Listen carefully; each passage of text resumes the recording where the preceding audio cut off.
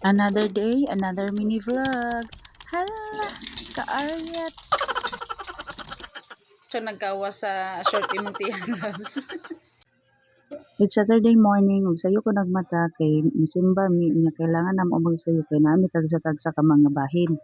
For today's ulam is ginisa nga munggo with alugbati og saluyot, then gipartniran din ako ni siya og fried egg para naay pares. Buntag na nako gilatan ang munggos o gi-overnight nako ni siya hulong sa tubig kagabi kay para dali ra siya latan pagabuntag. Gisagulan na nako ni siya og kinaling nga manok og bet ang ginako sa munggos ang naay kalamunggay kaso wala may available so di na lang sad nato pugson. Samtang nagpaabot nga mabukal, nagkalingaw na sad mi tan-aw sa among mga topic kay mga buotan wa ta nga estudyante. Kung kano sa ang adlaw ay pamangandam. While kamulok ang luto, gipatimaan na sad nako ang mga bata, gipagkaligo na sad nako sila daan kay para dili mi magdasok sa CR. Nahimuot pa ko sa akong anak nga laki kay ako siyang gipangutana kung naglotion na ba siya. Ang iyang gitubag, naglotion ako sa face, naglotion ako sa body, nag-sunscreen na pod ko sa lubot. Og mura jud ko gigiti ko katawo nga iyang lubot iha ang gi-sunscreenan. Sige siya kadungog sa kuha ana nga mag-sunscreen magkinang sige ko pangapora sa akong ginamaglangan nga magbutang og sunscreen. Pero wala man ko niingon nga ang lubot ang butangan og sunscreen. Og fast forward, nakaabot mi sa simbahan, late na jud. Supposed to be mag-start ang Sabbath school program is 8 a.m. Naka-start mi is 8:39 a.m. na. So kay presider man lagi ko karon mao nang gisugod dayon mi diretso kay para dili na kayo malangan sa oras. Pag human na mo og paniud to nya kay alas 6 pa man mag-resume, nangutana ko sa akong papa sa pinaka-concern nako diri sa balay. Nagtuo man gud ko nga kung ma-finishingan ang CR ug ang lababo, nya mabutangan siya og sa harag, dili na kaayo siya mag-leak ang tubig.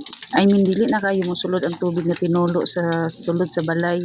Ako ang gipangutana sa iya nga wala naman may plano finishingan ang sa likod nga part. Ako ang siyang gipangutana kung pwede ba namo siya pintala na lang kay para dili kayo mosunod ang tubig padulong sa sulod. Mautong kay dugay-dugay naman pod lagi ning balayan nya atong giya kong gipangutana kung dili pa ba kabuk ang hollow block sa likod nga part kay kung kabuk may useless ra daw kuno kay mga dagdag man daw kuno to. So kailangan daw kuno siya nga ibalhin gyud ang among ato.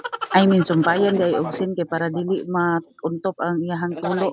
Kung amo ipausab ang plaster sa ato, murag kailangan lang gid namo na siya ilisan tanan.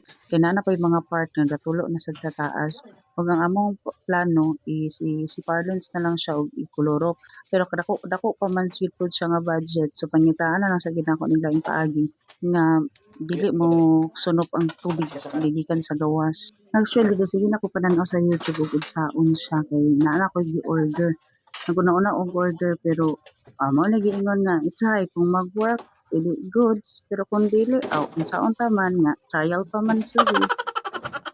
Bitaw ay mag-update raw niya ko po kung unsa man galing mahimong outcome sa among pagabuhaton. Kay basin di ay ug naami ka pareha og problema unya ang same ni og nauna-unaan nga mga plano.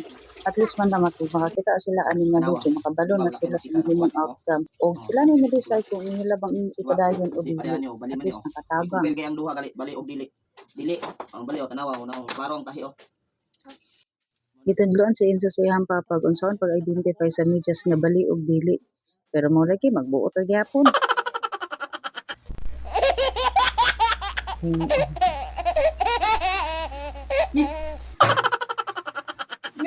Okay, naa pa man lagi nabilin nga gamay nga munggos mo na nagluto na lang og adobo nga batikulot kay para naay pamaris. Pag that's all for today. See you in my next mini vlog. Goodbye.